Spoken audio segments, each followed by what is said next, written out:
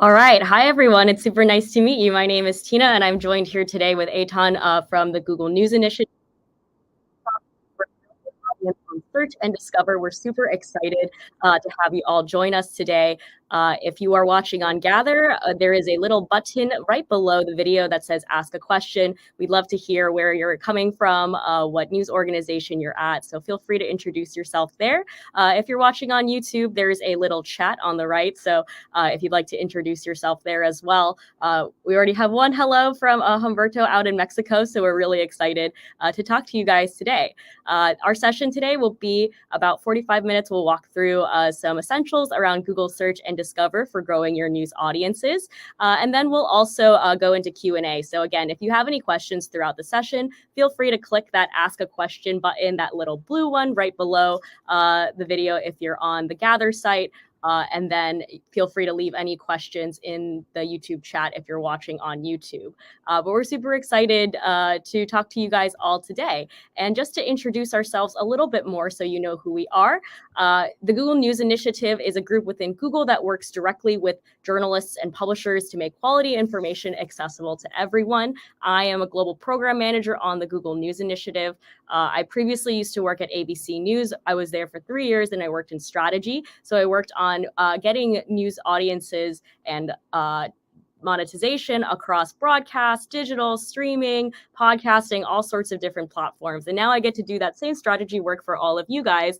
And part of my work when I was at ABC actually did include growing our audiences on Google Search and YouTube. So I'm super excited to be able to chat with you guys about this because it's a topic that I have spent a lot of my career on. So really excited for that.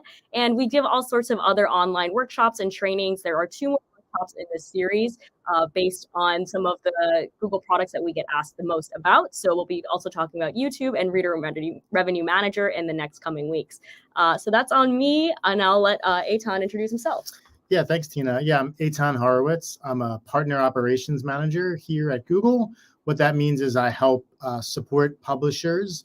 We manage a support operation. We also look at a lot of the help center documentation across Google News products and surfaces, which we're going to talk about today, with the goal really being just to help publishers be more successful and distribute their content on Google News surfaces. Before I worked in tech and at Google, I was also a journalist. I was a local news reporter at the Orlando Sentinel in Florida, started my career there, did a lot of traditional local news things covering, county governments and all that kind of fun stuff. And then I also spent time working at CNN on the digital side, specifically around the mobile apps and mobile web, really as the shift to mobile was really taking off. So I've also been, on the publisher side and sort of understand that, there's a lot competing for your time and attention. And so hopefully today we can help give you some tips that will make it easier for you. Awesome. I didn't know you worked at local. That's so fun. Amazing. So I also wanted to share before we begin just kind of the mission of Google, because especially for this conversation, I think it's really important. So one of the main things that Google shares about its mission is that Google's mission is to organize the world's information and make it universally accessible and useful. And so part of this workshop is going to be talking about how Google search works and getting into a little bit more of the nitty gritty. But that's also one of the reasons why personally I choose to come to Google after being in news, because I felt like the mission of Google and the mission of journalism is really tied.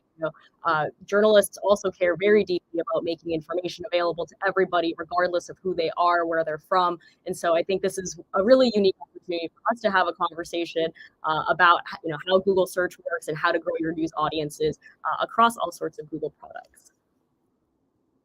So today we'll be covering 3 big topics. We'll be covering 1, how search works. So just some kind of the basics in case you're not familiar with search, or just kind of give you a 101. Then we'll talk a little bit about news on Google. So where news will appear across different Google products like Search, Discover, and Google News. And then lastly, we'll talk a little bit about rankings and how rankings work. And so how Google understands quality information and then how it ranks that based on all sorts of different attributes that are important to making that information more accessible.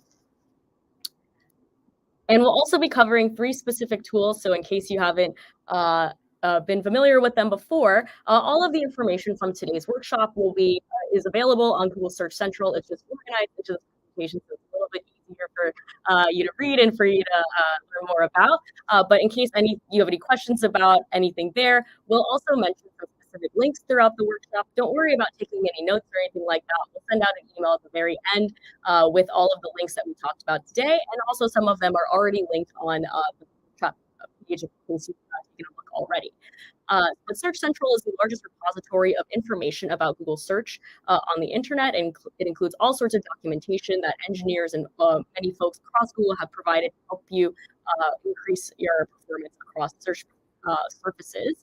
And then secondly, we'll also talk about Google Trends, which is the largest repository of Google search data on the internet. So that includes basically everything that people are typing into search every day. So you can see all sorts of trends and information on what people are searching for. And then lastly, we'll talk about Search Console. So again, if you run your own news organization or you are the audience editor for a news organization, you probably are already on Search Console. It's basically your one-stop shop to understand your performance on Google Search, Discover, and Google News. So if you want to know anything about whether your pages are being indexed, what your search traffic looks like, what things are driving your search traffic, that'll be Search Console. So those will be the three tools and pages that we'll talk about today. So we're super excited to dive right in. And again, if you have any questions, feel free to leave them right below that search bar on the bottom. Sorry, not the search bar, right below this video right here. You can press that little ask a question button. So, and thank you guys also for already leaving your comments on who you are. So super excited to meet you guys all. So lots of folks that we're seeing: David from Visa, which is an Ecuadorian news organization, Montserrat, who's from Monse, who's from Mexico, David, who's joining us from Colombia, and Kusei from who's a journalist who lives in Turkey. And Ravi, we have as one of our offline moderators today, so he'll be in the background answering any questions for you guys that we don't answer live. So again, if you have any questions, feel free to either press that ask a question button below the video or to put them in live chat on YouTube, and we'll answer them as we go. We'll also raise any to the larger, I'll raise them to Eitan or myself if we can answer them live, and any that we don't get to, we'll comment directly and respond to them by the end of the day. So again, if you have any questions as we're going throughout, feel free to leave them. Awesome. So just to kick off, we want to share a couple of statistics about search and Google in general, just so that you have an understanding of what is search traffic like, what is news for search for news like these days. So the first is that 15% of all search queries on Google are brand new every day. So that means that 15% of all the searches that Google receives, they've never been searched before. And so part of that has a lot to do with how the world is changing and how news and information changes every single day. What's interesting about this is that in the last 10 years, this 15% figure has been pretty constant. So we'll talk a little bit more about these statistics and more throughout the presentation, but just wanted to give you a sense too of how fast things are changing and what people are using Google for. The second is that, and Eitan will talk a little bit more about this, is that there's anywhere between 100 to 400% growth in really specific searches. So the way that they're searching is changing. And lastly, this is from a study that Cherpeak published earlier this year of a study of US and UK news organizations, but found that about 36% of their traffic came from search. And so you can see that as of January 2022, that number was around 34%. Now it's up to 36%. And that for social, that number was around like 33%, dipping down to 27%. The other good news here is that there is some lift in direct traffic. So you're seeing around anywhere between like 18 to 20%, but now up to 21%. So what does all of this mean, and how should I look at my traffic? How should I look at search traffic specifically?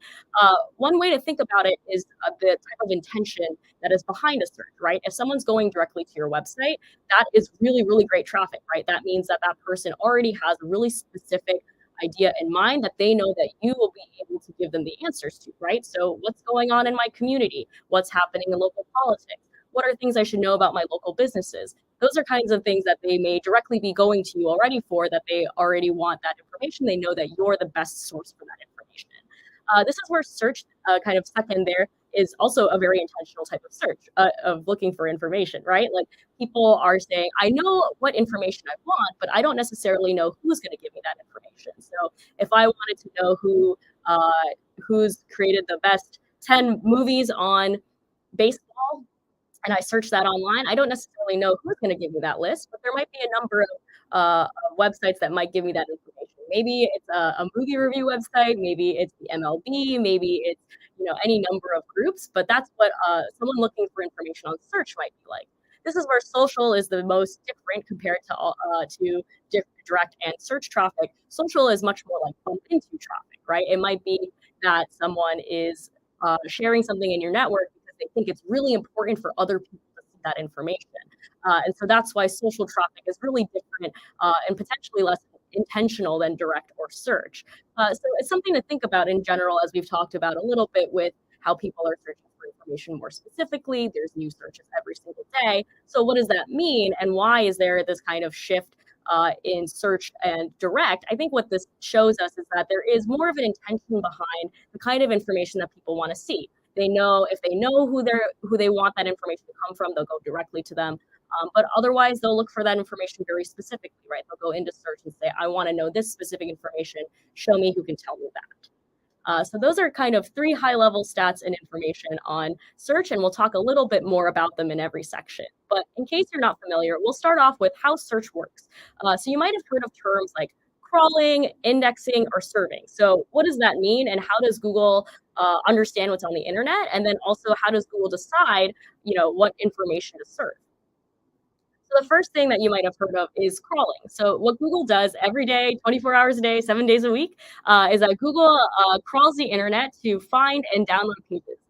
Any website or any web page that's on the open web could be crawled by Google. So basically, they'll try to find all of these web pages using what you might have heard as the Googlebot, robots.txt.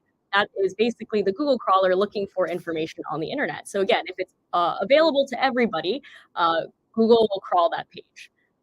Once Google crawls that page, they'll do something called indexing. So what Google is doing is they're analyzing the text, the images, the videos, anything that's on that web page to understand what's on it. And then they'll store that information in an index, hence the term indexing. So in case you're on Search Console, or if you're not on Search Console, there's a really handy feature in Search Console where you'll be able to see which pages have been indexed by Google and which ones haven't. And if they haven't been indexed by Google, you can actually tell Google in Google Search Console, hey, I'd like you to index these pages. Generally speaking, if the page is navigable from your front page or from your home page or from another page on your site, those are the pages that will get automatically indexed. But if they're not reachable from other parts of your site, that might be why a page is not indexable. So in this example, this is a web page from The Atlantic, and this is an article about the moon landing. So they included some text in here that said, below 50 photos of the historic Apollo 11 mission. And there's 50 photos of the Apollo 11 mission in this article. And so a line of text like that, where it says below 50 photos, that kind of tells Google, what is on this page. So that's what it means when Google analyzes the text and images to understand what's on the page. And then lastly, depending on whatever you search, Google will return that information from the index. So if I search something like moon landing the Atlantic, this might be the article that comes up because that's what I was specifically looking for. So Google understood from that description that there were photos of the moon landing, and so that's why it decided. And I also searched the Atlantic specifically, so I wanted it to come from that news organization. And so that's the example that Google, in this example, Google is understanding, okay, that's what she's looking for. She wants it from this website potentially, and so we'll serve this result first because this is the specific information that I'm looking for. But something to think about when it comes to that is what words people might search to find your content. So for example, if you're not a soccer fan, but you want to find out about the latest soccer game or soccer playoffs, you might search something like soccer playoffs or soccer world championship or something like that, because you don't know that much about the topic.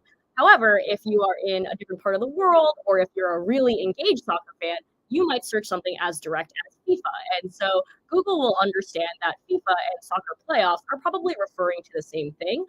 That's what Google calls a topic. And so something to think about when it comes to the words that people are using is that you may want to adjust your content also to reflect what people are looking for. So if you're writing an article about the World Cup or FIFA or any playoffs, you may want to include some of that language if there's certain audiences that you're targeting. So, for example, if you're targeting people that are earlier fans or that aren't super familiar with it, you may want to include the language that they might use versus, let's say, you're really targeting really specific soccer fans, like really advanced soccer fans, then maybe you might only use the word FIFA. So just something to think about, because especially for something like the moon landing, I may be searching something like photos of the moon landing because that's what I want to know when it comes to the topic. Secondly, is if you have a subscription on your website. So, for example, if you're a news organization and you have a subscription program, you can also add specific code and markup to your paywall pages so that they can be crawled and indexed by your Google bot. So this way, your content isn't necessarily available to everyone to see, but because you have a paywall, Google might not be able to crawl that index or crawl that page, and so you can add this little bit of code to your pages that are paywalled so that Google will still be able to access the content on it and understand what's on it so that you can still appear. And then lastly, and we'll talk a little bit about Google Trends now with this, is to establish search authority by publishing early and regularly. So we'll talk a little bit about authority rankings later on in the session at the very end when we talk about rankings. But specifically, you want to publish about topics that you're an expert on early and regularly, because this is what this is one of the signals, one of the many thousands of signals that Google uses to understand, what is your authority, i.e., are you the go-to person on this subject? So, for example, we have this example on the right here from the Dallas Voice, which is an LGBTQ publication in Dallas, Texas. And they started publishing about Dallas Pride as early as January 6th. So obviously that's way ahead of when Pride is in the US, which is usually around June. And this is not just the only article that they published. They published many articles leading up to June. And so there's a lot of reasons why you want to do this. Not only is publishing early and regularly something that helps establish your authority, but you also get all of the people that are searching for that information or that want that information, early. So even though you would have published this article probably in January or in June, depending on when you want to cover Pride, publishing about January will get all of the traffic from January, February, March, April, all the way up to June. And you would have published that article anyway. And so publishing early not only gets you more traffic because you're publishing it earlier, and so if people are looking for that information earlier, you're also getting that traffic, but you're also going to hit the peak, right? You're going to get everyone that's searching for that information in June. On the other hand, like if you were publishing in June and you didn't publish in January, then you're going to miss all of that traffic all on the way up. And we'll show you a little bit of what that looks like. So if you want to follow along, if you're on your computer or on your phone, you can go to google.com/trends, or you can go to trends.google.com and you can see what people are searching for right now. So you can actually adjust a lot of things within Google Trends. You can adjust the geography, the terms, and the time frame. So we'll walk through what all of that looks like. But if you want to follow along, feel free to go on google.com/trends. And we'll walk through an example of what that looks like as well. So first, you'll enter a keyword in here. So I've picked cherry blossoms because it's a great seasonal topic and everyone loves cherry blossoms in the US. And so this is a really good example to see what that lead up to that traffic looks like. So I've entered the word cherry blossoms here. And then if you scroll down, what you'll initially see is a time frame. So in this case, I've adjusted the time frame to the last 5 years, but you can adjust the time frame to any even up to today. So if I wanted to see what people are searching about for cherry blossoms today, you can also adjust the time frame for that. You can also do it for all of the time periods in between, so 30 days, 60 days, 90 days, 6 months, a year, etc. But anywhere between 1 day and 5 years. So in this case, one thing that you can see on the interest over time is that there's this kind of like this swell, right? So every year, starting around February or March, people start searching for cherry blossoms, and then it peaks in April because in the US, that's when cherry blossoms start to bloom. So that's why everyone that's probably looking for places to take pictures of cherry blossoms, which parks have cherry blossoms, all of that, that's all in the lead up until the peak. And so that's why publishing early will get you all of the traffic up until that upswing. So if you repeat that every year, you can see that it's very cyclical.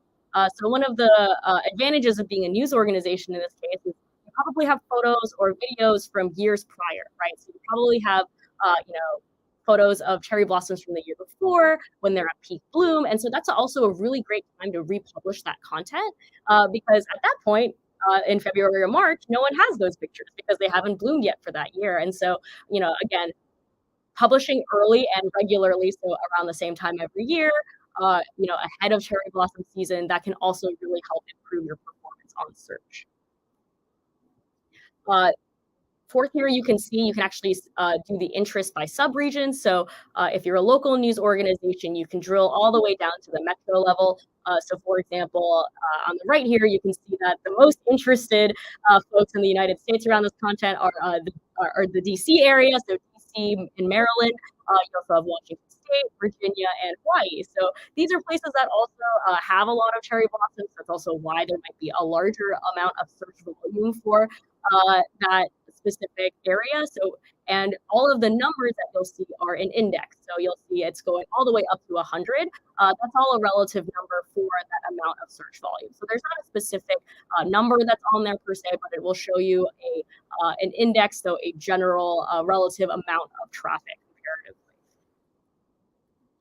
And then lastly, as I mentioned a little bit, there's topics and then there's queries. So topics on the left here, that's basically referring to if people might refer to the same topic, or sorry, the same term, but with different words. So as I mentioned, FIFA or soccer playoffs, right? So in this case, the most common topics around cherry blossoms are Washington, so the national capital of the US, where there are a lot of cherry blossoms. There's also parks and then flowers. And as you can see, there is that index number on the right. So that's that relative search volume. So 100 being the largest. And then on related queries, that's just what people are directly typing into Google. So as you can see, they're a little bit repetitive, right? People are typing in DC cherry blossoms or just cherry blossoms or cherry blossoms 2023. You can also adjust this so that it will show you what's a rising search, so what people are starting to search, or top searches. So again, if I'm searching that for that 5-year time range, I'll be able to see what the top searches in that time are. They generally, if you're searching for like rising numbers, it goes all the way up to 5,000% growth. So you can see, and if you see the word breakout, that means that there was so much search volume that we don't even have a relative number to compare it to. So those are all of the different parts of Google Trends that you can take a look at. And this can also help you a lot with your editorial planning. Again, making sure that you're publishing that content a little bit earlier so that you're getting the search authority and all of the traffic as people reach the peak of that search. So that's on Google Trends. I'm going to pause right here and take a look at the questions to see if there's anything I can answer. And again, if you have any questions, feel free to hit that Ask a Question button or ask directly in YouTube. So we got one question here from Janity. Is that 36% from search the aggregate of search, discover, and news, or just purely organic search? So I'll make sure to link the chart study here. I'm pretty sure it is just the aggregate of all search and discover. News is a separate product within Google, so that would be more probably categorized as an external or as a separate platform than specifically search. And then question from Diego, does Discover appear classified as direct? I'll have to double check the study again, but I believe at the time Discover was bundled with all search traffic, so that's where it may appear. So it wouldn't be classified as direct. Direct is just whether someone directly went to your website. Great. Awesome. So I'm going to pass it over to Eitan now, who's going to talk a little bit about news products. I just mentioned a couple of them, so Discover, Search, Google News, and so he'll be able to answer all of your questions I'm sure that you might have there. All right, Eitan. All right, great. Thanks, Tina. Yeah, good to talk with you and tell you a little bit about news on Google. So just to sort of go back a little bit to one of the stats that was mentioned, Tina mentioned early on that the way people search, is sort of changed or sort of different. And just to kind of keep in mind, so in this image, it's a pan, for cooking food, but these days that's more likely to be, something like pans for cooking fish, like a specific search, for a specific thing. And that's really where we've seen this 400% growth in these specific searches. So, other examples, there's been like a 200% increase in searches for with vegetarian food for, if you think about your own content and sort of applying this in a news context, you may have product reviews or affiliate marketing. And so searches like cameras for underwater photography, are sort of going to hit better than just best camera, or a search for best headphones for everyday use or wearing on the subway, sort of going to be better than just best headphones, because with the way that search works and the way that people are searching, they're really looking for very specific things. So kind of keep that in mind as you're thinking about your content, and some of the tools beyond Google Trends, like as Tina mentioned, like where to see cherry blossoms, that kind of thing.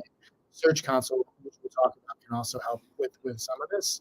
So, thinking about where news appears on Google, and as we said at the top, since Google's mission is to organize the world's information and make it universally accessible and useful, news is a very big part of that, right? Like the world's information contains a lot of news, so it's a very critical thing for Google, and so and the news kind of appears in a couple of different places, and what we're going to do is kind of help you understand those different what we call news surfaces, and sort of how they're similar and how they're different.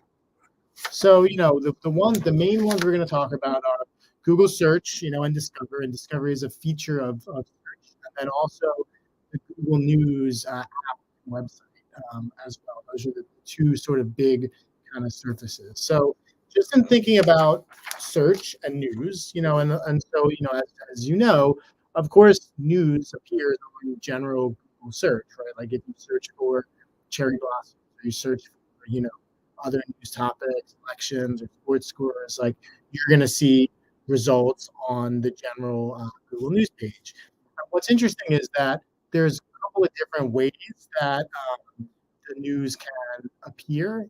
Just to show a couple of these. So you may be familiar, but probably are, with just text and image results, and also video. So when you do a search, you're going to have some text means just links, but then also there are going to be images that come back, and also video. What you might not be as familiar with is there's also rich results for pages like recipes, product reviews. And these rich results can improve additional information about the page, like ingredients or star ratings. And so, when you're publishing these kind of articles, it's important to make sure to tag the specific pieces that appear in the rich results. We have a lot of best practices about these that you can find if you're interested in learning more about rich results. Okay, so kind of continuing within search, and again, thinking about using the general search.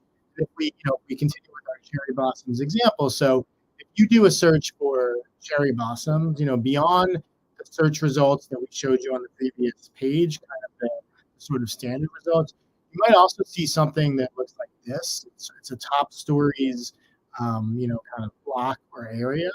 And what this is basically, it's showing relevant, high quality news, and it's not, won't always show up, but it's triggered, depending on the type of query you're doing, and if Google sort of thinks that it's a query that has relevant top stories like this. So, whether this shows and if it does, what is shown is there, it's going to change based on what the query is, what kind of device you're using, the location of your device. So if you query cherry blossoms in different parts of the world, you might see different top stories based on where your location is.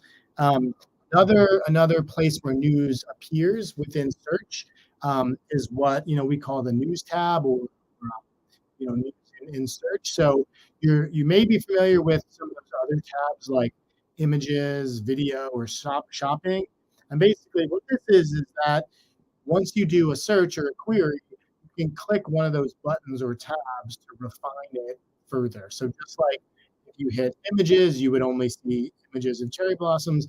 If you click news, you're only going to see news results in there about whatever you're querying. So it's still within search, but it's sort of a further way to kind of drill down or really limit, refine, and saying, hey, for this query, I only want to see news results. Those are sort of the two key areas there. Another one that's actually somewhat newer is called Perspectives, and this launched not long ago around the Oscar Awards, Academy Awards in the US. And basically, the idea here is to deliver a range of sources and perspectives that can help you better understand a news story.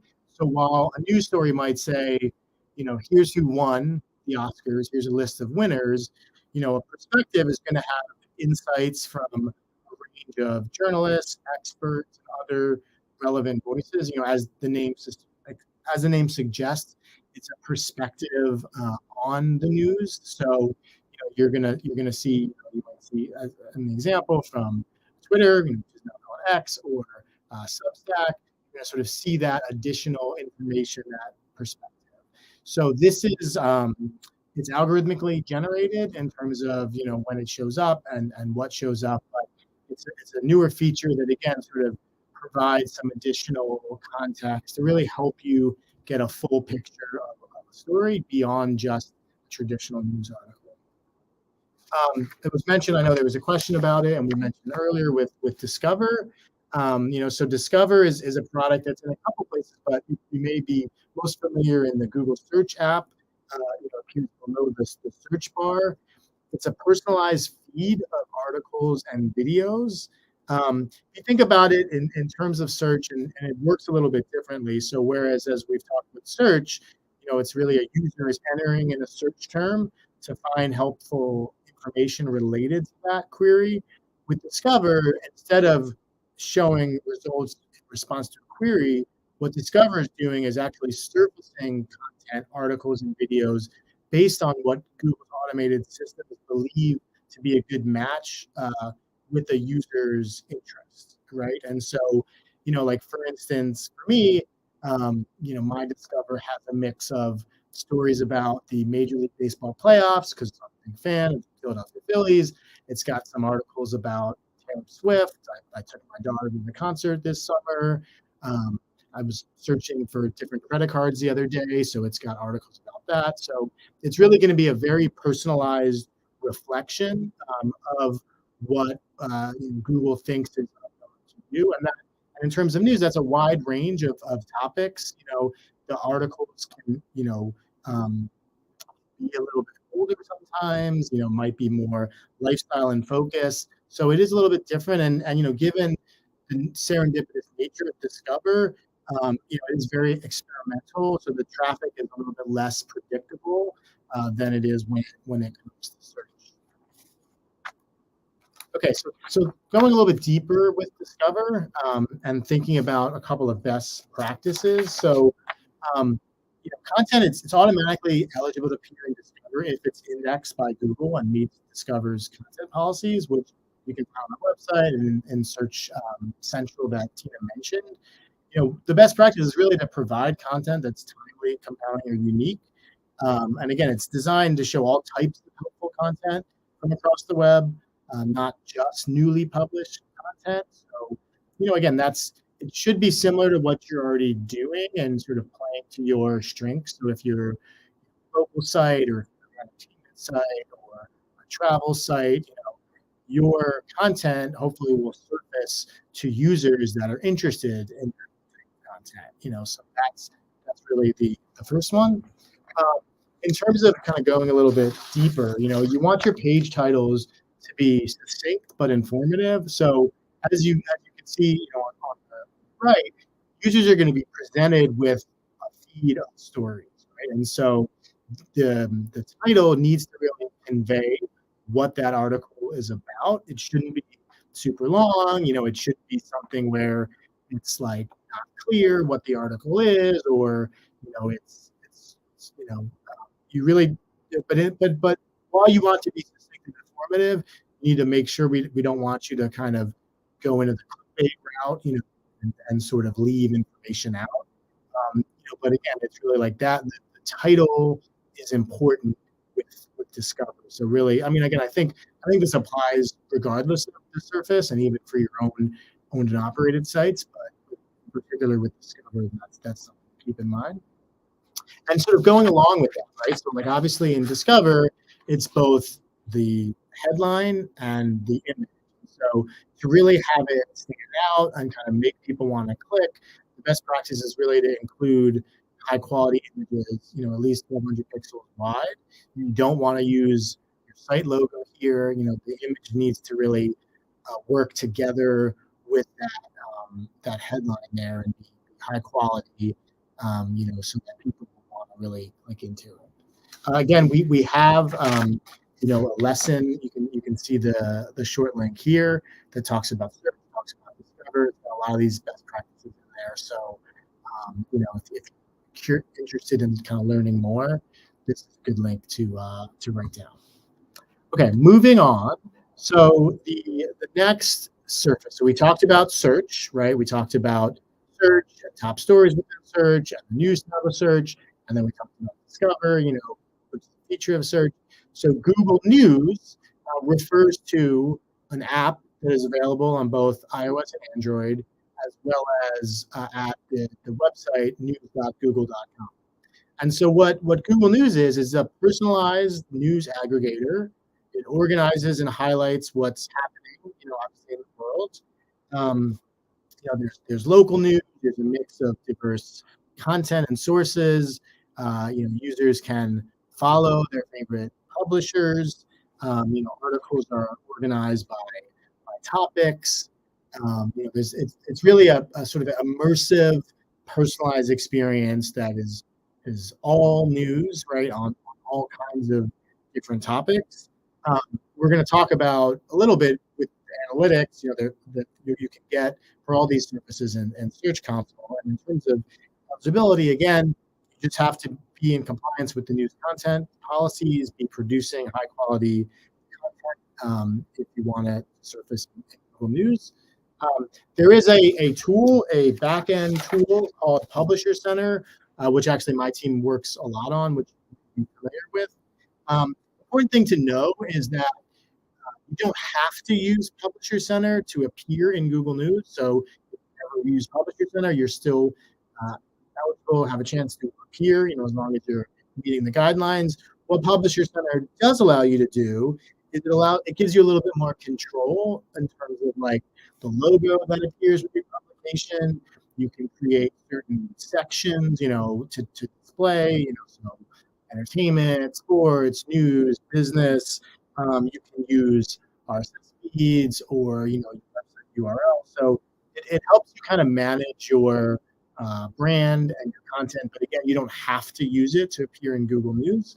The other thing that it does allow you to do, as you can see, we have a product called Reader Revenue Manager, which is around subscriptions for your site. So Publisher Center is where you would go to configure and set up Reader Revenue Manager. As you can see, we put a short link below. We do also have a training that is specific to Publisher Center, getting started with Publisher Center training. So if you're interested in learning more, you can check that out. Okay, so looking at Search Console, and I like to. You may already be familiar with Search Console. It's if you're an owner of a website or working in SEO, you may be familiar with it. I mean, I sort of like to think of it as it's really a kind of a dashboard that shows you everything that's going on with your site. If you think of it almost like if your website is like a car, Search Console sort of like will show you kind of under the hood, and there's sort of two sort of different vectors to it. There's kind of the health of your site. So like, do you have any errors in terms of indexing? There are parts of it where you can check how is your mobile usability with your page. Like it will sort of highlight things that maybe could be improved on your site. And then the big piece of it is the analytics as well, which we're going to talk about.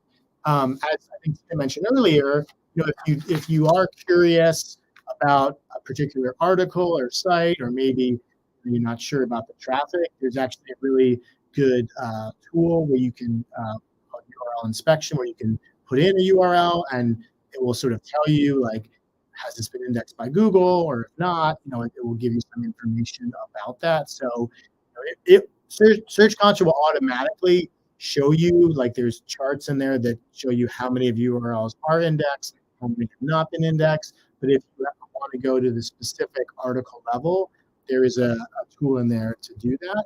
The other thing with analytics, as I mentioned, all the surfaces we talked about, search, discover, and Google News are all in here in terms of analytics. So you can use this to find out your performance on all of these different surfaces. You can also refine along a number of different ways. Even some of those, the tabs, like the news tab I showed you, where it says search type web, you can click that and change it to news. You can look at, what are the top queries that are bringing people in? What are the devices? What are the countries? So there's a whole bunch of different filters and kind of dimensions that you can look at to really learn more about how your site is performing. So, if you're not already using Search Console, definitely recommend that you get familiar with it. And there's a ton of information about Search Console in the Search Central blog. And then finally, obviously, adjusting deep ranges is important. By default, you see sort of a recent view, but I think it's also really good to kind of zoom out and see like 12 months so that you can really kind of get a good picture of, on a yearly basis, the different traffic patterns and fluctuations. And, you can use it like if there's a big event that happens, like an election or something like that, you'll be able to see a spike. So I'm going to turn it back over to Tina now. Amazing. And let's take a look to see if we have any questions from anybody in the either on the Gather page or on YouTube. And again, if you have any questions and we don't get to them today, we'll answer all of them in a comment. So we'll make sure to respond to them all by the end of the day. Amazing. Great. And so we'll go into search rankings and then we'll go into our Q&A at the very end of the presentation. But basically, the biggest question, right, is how Google sorts and understands what is quality information. So as I mentioned in the very beginning, about 15% of all searches are brand new. So if you look at the last 10 years of Google search traffic, this number has been fairly constant. So it's usually stayed around 15%. When Google first launched, it was higher than that. But it's interesting to see that in the last couple of years, that even despite all of the things that have changed in the world, that number is still about 15%. So a best practice that the Google Search Central site recommends that is really great is to create helpful, reliable, people-first content. So what does that mean? So helpful, reliable, and people first are like the three words that are in here that are the most interesting, right? So for Google, helpful specifically refers to, does this help answer somebody's question? So for example, whatever they enter in there. So if I'm typing in best laptops or laptops to, draw, to do digital art with, does that actually answer my question? Does it help me get farther in my information journey? Do I learn more about the topic because of a specific article or a page? Reliable is, are you a go-to source for this? This is something that you cover on a regular basis. If I've never written any content about laptops before and I have no experience with it, I may not rank very high in search because there are other publications or folks that are experts in this topic that cover it pretty regularly, that they publish every year in an article or something like that. And so that kind of goes back to what we were talking about earlier with publishing things early and regularly. So are you a reliable source of information, and are you also publishing factual and quality information about this topic? So we'll go into a little bit of that as well. And then lastly, people first. So as you might have noticed from this workshop so far, we haven't really used the word SEO. So what does that mean, and what is SEO? So SEO is search engine optimization, as you may know, but actually refers to really specific parts of a website. Like, for example, as Eitan mentioned, if you're tagging certain parts of an article, let's say the article is a recipe, if you're tagging the specific ingredients or the time that the recipe takes or things like that, so that they can appear in the rich results. That's a really specific optimization. That's what SEO primarily refers to. And so that's also why Google also takes kind of the perspective that we want to make sure that the content on the internet that Google is surfacing is meant for people and is not specifically meant for search engines. So, there are specific things that search engines look for. Generally speaking, Google approaches search and Discover and Google News all all with the idea of what is a person looking for. So what does a person want to know about this topic? And so again, the more you can be people first and not search engine first, that's what Google is always going to kind of tune the product for. So you might have heard of EEAT. So these are kind of the 4 markers of quality that Google has refined over the years. It originally was EAT, and then we added another E. So these are kind of the 4 aspects of quality information that Google looks for when it comes to ranking search results. So EEAT stands for experience, expertise, authoritativeness, and trustworthiness. And so I'll go through each of them and provide an example of each so that you can understand it as well. And we also share examples that are not specifically related to news as well, because there are a lot of different places where information could come from. As Eitan mentioned, news is a specific part of information, and it's also a huge contributor to information. But there are also other publishers or other types of publishers on the internet that are also meeting this criteria in their own way as well. That being said, a lot of news organizations tend to do really well in EEAT because I think a lot of the basic principles and tenets of journalism really match up to them. So we'll talk a little bit more about that as well. So the first thing on here is experience. And so experience basically just means, do you have firsthand experience or knowledge of this subject? So for example, if you were doing a product review about a t-shirt, did you actually take pictures of the t-shirt? Did you wear the t-shirt for 30 days and then see how the t-shirt fared, for example? So again, whether you have firsthand experience on this, you don't necessarily have to be an expert to have experience. You could be an enthusiast. Let's say I'm really into laptops, and so I know a lot about various types of laptops, what people use them for. So again, that's whether I have that firsthand experience on that topic. Related to that is expertise, what I kind of mentioned in experience, but specifically, do you have credentials or specific, experience that is related to a specific subject? So for example, if you're a health website or a medical health news information site, do you have journalists on your staff that graduated with degrees in biology or graduated with medical school degrees or things like that? That's specifically expertise. And so there might be author pages or other places on your website where you might include that information so that Google knows what the expertise is behind the articles or the content that you're publishing. This is specifically relevant for what Google refers to as your money, your life. So for subjects like finance, health, civics, those kinds of big topics that have larger implications, that's where expertise is really going to be important. Thirdly is authoritativeness, and we kind of touched on this a little bit with Google Trends, but specifically authoritativeness, which refers to, are you the go-to source for this subject? So for example, if I'm getting my passport renewed, I might have a couple of options to find out what documents I need to bring to my passport appointment. So, would I rather go on a government agency's website, or would I rather go on a travel influencer's website? I think most folks would probably pick the government agency because, again, that's really specific information. And so that's also why that source might surface higher in search rankings, because it is the go-to source for that information. If you're a local news organization, that might cover a couple of other subjects, right? So for example, are there local events in your area and you have an events calendar on your website? You might be the authority on what's going on in your community.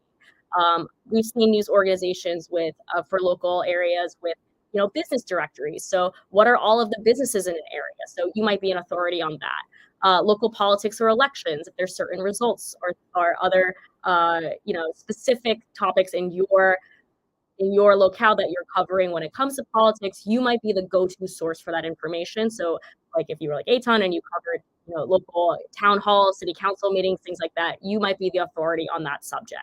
And so that's what authoritativeness specifically refers to.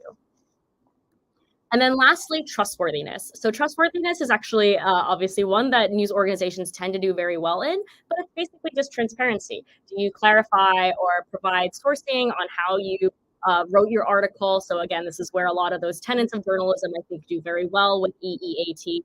But for trustworthiness, for example, did you interview a source? Did you do research? Did you provide original content or analysis? Clarifying and being specific about those things in your article itself. So who did you interview? What research you're citing? Things like that. That's where trustworthiness comes into play.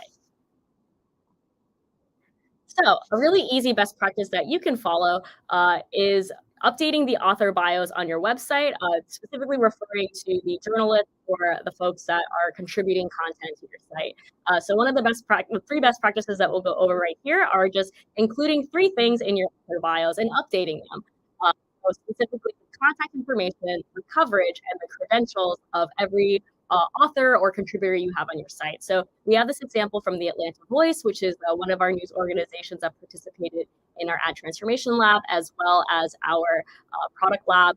And so we took the author bio of their managing editor, Gernell Suggs, and you can see his bio on the right. So I'll read his bio out loud and I'll point out specifically what works really well. So born and raised in Brooklyn, Donnell began his career covering sports and news in Atlanta nearly 2 decades ago. Since then, he's written for many news organizations that are listed here. So this is a really good bio for a number of reasons. So as we mentioned, contact info, coverage, and credentials. So if you look at the specific bio line, it has covering sports and news in Atlanta, and he's done that for nearly 2 decades. So that's his specific coverage. Then there is the credentials, so who he's written for in the past, the Atlanta Business Chronicle and Cross, ESPN's The Undefeated. Since he's covered sports, that also is definitely going to help. And so that's his coverage and his credentials. So if you have also studied something in particular as a journalist, so for example, let's say you were a lawyer before you were a journalist, you could also mention that you went to law school or that you covered or that you were a lawyer in the Supreme Court, whatever it was. So those are the kinds of things that if you're covering certain things, the credentials are also going to be really important. And then very lastly, I apologize, the screenshot is not appearing, but is to include the contact information. So in Donnell's bio, he does have an email. It's editor at the Atlanta Voice, but basically providing contact information or a way to contact the journalist or the author is a really great best practice. It's not only good for Google because it demonstrates, that transparency, that if someone has a tip or some more information that they can reach out to that specific journalist, but it's also good for your audience, right? Your audience wants to know who these specific journalists or these authors are, what their relationship with the community is, what their previous coverage or current coverage is. And so again, offering that email of what that contact is really helpful because it not only allows your audience to reach out to you, but it also demonstrates transparency, which ladders up to that trustworthiness. So that's where it would be if it was there. So very lastly, as we mentioned in some of the tools that you can use to improve your performance on search, Google Search Central also has 30 questions that cover helpful, reliable, people-first content. So that's that first best practice that I shared in this section. And as you can see, an example of that, of this kind of like self-assessment is, does the content provide original information, reporting, research, or analysis? So all of those specific pieces of EEAT are also covered in this questionnaire. We'll make sure it's linked in all the resources and we'll send it out in the email as we follow up on this presentation. But you can actually go through your content yourself and like ask these questions. If you're a news organization that's been covering your community for a while, you probably are already doing these things, but again, this is just a really helpful resource for you to kind of assess, is my content meeting those kind of quality signals that Google is looking for when it comes to rankings? And again, Google uses thousands of signals to understand the quality of information as well as like what's on the page and things like that. So there won't necessarily be one or two things that you can point to that is, specifically causing a page to rank in a certain location on Google search. So it's not a solve for everything, but it will at least help you go in the right direction if there's certain things that you're missing. So for example, on your author bios, if you're not including the contact information for your journalist or your contributor, that might be something that you want to consider to be able to demonstrate that transparency. Great. So as we mentioned, and just to kind of recap, we have 3 specific tools that we've covered today. So we talked a little bit about Search Central. Again, that's the largest source of public information about Google search. So if you have specific questions on anything related to search, it'll be there. Then there's a light. And the second, we have Google Trends. So again, that's the largest repository of search data on the internet. You can search any way from 1 day up to 5 years. So you can see when are people searching for certain information, what people are searching for, what additional information they want, where they're searching from. All of those things will be on Google Trends.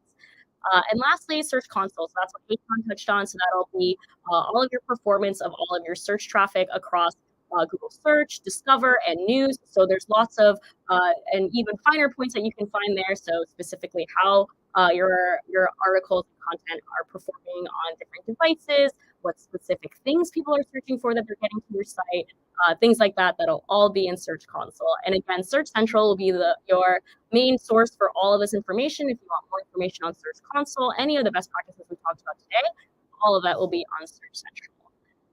So this is a little summary of all of the things that we talked about today, and we have a couple minutes, so we'll go into questions. But in case you're looking for just a summary of all of the topics we talked about, and again, there's some links that are also in the workshop page as well, and we'll also send out an email with all of the links. But I also wanted to give a small little shout to there is a Fundamentals Lab application that is linked on the workshop page. If you're a news organization and you're looking to improve your audience development, your ad revenue, or your reader revenue, that is a program that we offer at the Google News Initiative. It's a cohort-based program, so you'll be put in a cohort with up to 50 other publishers. And it's about a 3-month program, so it's a rolling application. There's not a specific deadline, so we launched those labs pretty regularly. So if you apply, you can be slotted into the next cohort. So again, that link is also on the workshop page, and there's also a little form on the right here that asks how this session was, and if you'd like to give your feedback on it, it really helps us be able to deliver more of these sessions. So make sure to fill out that form on the right there. So awesome. So we'll go into the Q&A a little bit, and I saw that there was some questions around, whether this will be available afterwards. So yes, this session is recorded. So if there's any parts of it and you want to go back to it, you'll be able to go back to various parts of this workshop, either on YouTube or on the Gather page. So you can go back there. Amazing. So let's see what questions we have. So we have one from QSay. How can I know the keywords for articles on news sites? So if you're referring to specific words for certain articles, this is where Google Trends will be really helpful. So again, as we showed you with the cherry blossom example, you'll see that people were also searching for parks, flowers as different topics, and like specific areas. So in that case, it was cherry blossom DC. So Google Trends will be a really good resource to understand, which keywords people are searching for when it comes to certain topics. And you'll also see the query itself. So you'll see what are people exactly putting into Google search. So that's kind of referring to that FIFA example where, if someone's typing in FIFA directly, that's what you'll see in the query. So that's where Google Trends will be your best resource for that. And again, you can sort it from the last 5 years. So you want to see every year if people start searching for that information around the same time, or if you want to search for even up to today, if there's as you went to the Taylor Swift concert, if you want to see what the most recent searches about Taylor Swift are, you could search that today.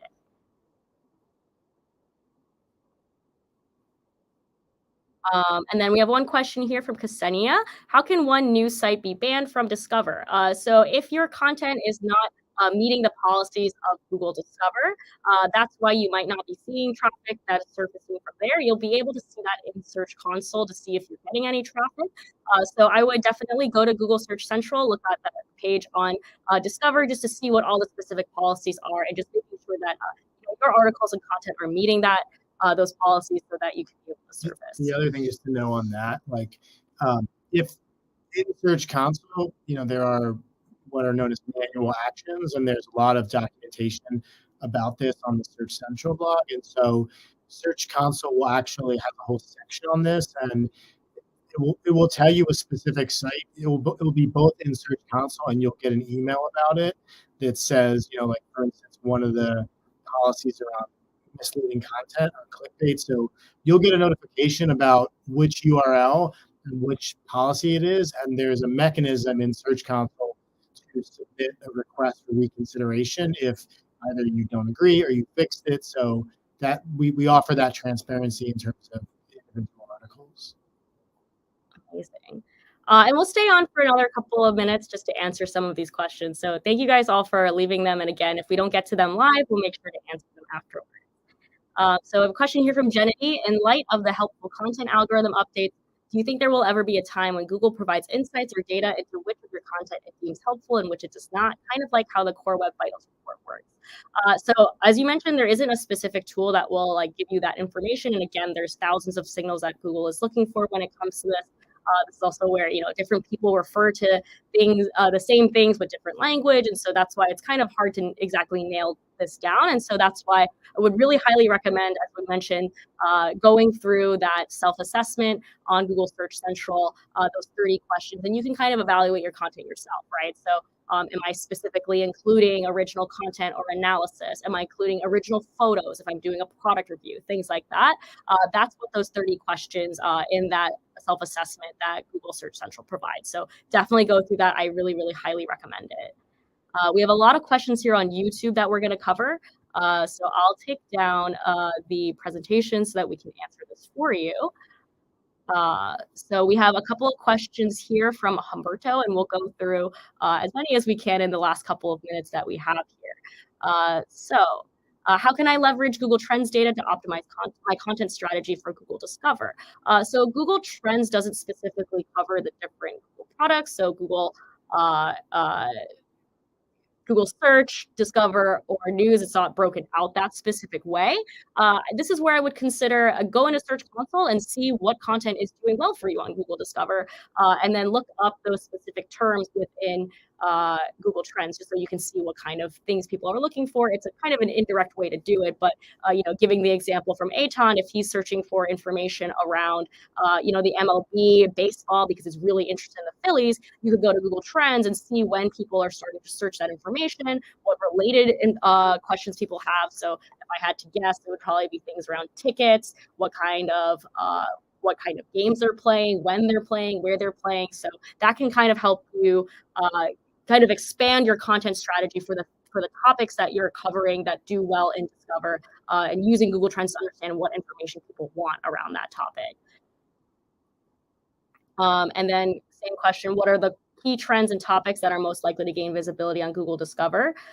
Specifically, again, as Aton mentioned, Google Discover is meant to help people keep up to date with their interests. So things that are more lifestyle oriented are going to do better on Google Discover, just because that's what that feature is built for. Is there anything you want to add there? I mean, I think as we highlighted before, like Google Discover from a publisher point of view and in general, like can be hard to predict. Like that's sort of by design. It's very personalized and things can kind of come and go on there. So I think the best practices we offered and just sort of really, you know, being true to kind of what you cover versus trying to like create something just for the purpose of doing well on Discover, I think are going to be your best strategies. Again, there are some very basic things like the headlines and the images that everything needs to have, but you know, by nature, it is, you know,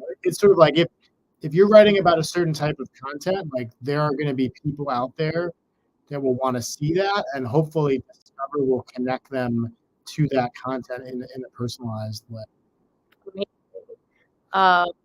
Are there specific content formats or types that perform better on Google Discover based on Google Trends insight? So again, not based on Google Trends specifically, but you know, Google Discover on Search Console will tell you which specific things that you're more likely to perform better on. Given that Google Discover is primarily on an app, so if you go on the Google Search app on your phone, that Discover is primarily the feed that appears below that. So something to think about is just how optimized your site is for mobile, because that's what will ultimately people are coming to Discover from on their phone. So just considering the mobile usability of your pages. So as Aton mentioned earlier in the Search Console section, there is mobile usability testing on the Google Search Console site, so you can specifically see how your pages are performing there. You can also use things like Page Speed Insights, which is another tool that Google offers, and again, we'll share the link for that as well. But that will tell you how your site is doing on mobile.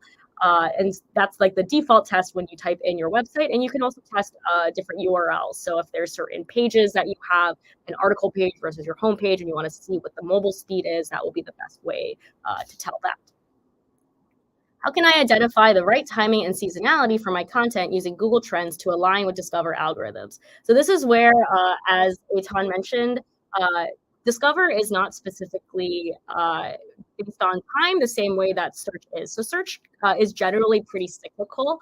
The traffic is, people tend to search for cherry blossoms at the same time every year, for example.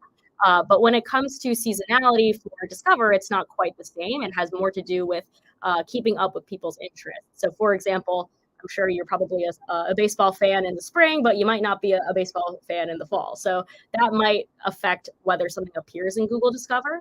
But again, you might not want to think about your content for that specific purpose that way, just because it has more to do with keeping up with people's interests. So I don't know if there's anything you want to share there. I mean, you'd be a fan in the fall for the playoffs, like the World Series and everything is October and November. No, I mean, I think we've covered it. I mean, there will be, content that performs well on Discover can also perform well on search and vice versa. Like, there are things that are going to be popular across both.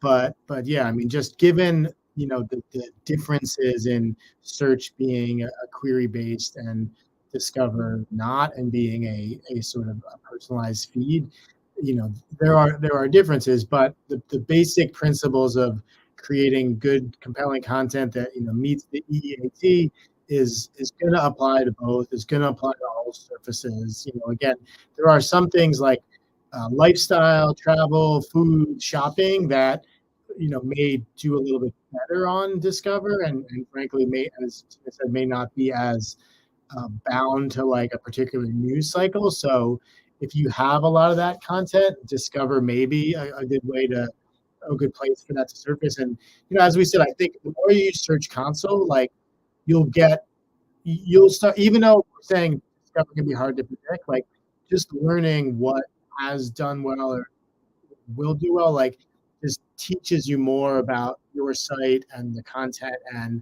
where it's finding audience that will just sort of, I think, help you overall. Awesome.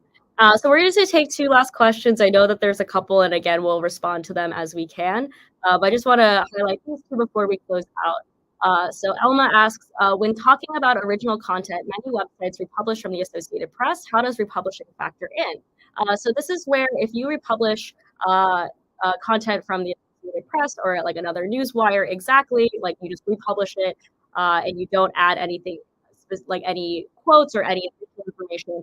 This is where the Associated Press, because they were the original publishers of it, like they would get, they would be the ones that are considered the original creators of the content, and so that's why they would rank on search there. So if you're specifically publishing from them, you might not rank because they have already published it first. And so again, Google indexes across those pages, so they know based on the time of publish or things like that, who was the first one to publish it. And so that's just something to factor in, is that republishing exactly, so not adding in any additional content, is going to potentially not rank on search for you if you're not the original creator. There also is, on this topic, I mean, I believe there's documentation around syndication and sort of the original URL. So if this is something that either your site is doing, if you have deals, with wire services or others, like you should definitely look into this, because it is a fairly common scenario, and we have guidance and documentation around, like, okay, there's 3 different URLs that have the same content, sort of things that you can include in your pages and tags to sort of help tell Google which one is the original. Great. Yeah. Super helpful. And again, all of that is on Search Central as well. If you have any questions, as we mentioned, there is that site, and we've linked that. I'll also make sure it's linked on the workshop page, and we'll also send it out in an email. Just that googleGOO.gle/search lesson. That one will specifically cover a lot of these best practices around search. We also have a lesson on Search Console specifically. So if you want to dive deeper into there to understand the metrics a little bit more, the Search Central team has put together some really great resources specifically for unique websites on Search Central and on Search Console. So our last question we have from Humberto here. Can you tell me if there's anything we should consider when aiming to monetize our news or information blog? Based on your experience, what additional tips could you provide? We're also going to be doing a workshop with Reader Revenue Manager. So that is a new monetization tool that Google made specifically for publishers. It was launched earlier this year, and so that's the third workshop in our series. So we'll talk about that from a subscriptions and a donations perspective. But again, this is where if there's certain topics or things that you're an expert on and you sell ads, you could sell dedicated ads against that. So if you cover agriculture news, you can sell those ads either directly or programmatically. So if you sell it directly, you can target, say farm stores or equipment stores, since that's specific content that you're an expert in. So that's all of the content we're covering today for growing your audience on Google Search and Discover. Thank you so much for joining us, and we hope to see you guys at the next one. Thanks a lot. I appreciate the time, and thanks again.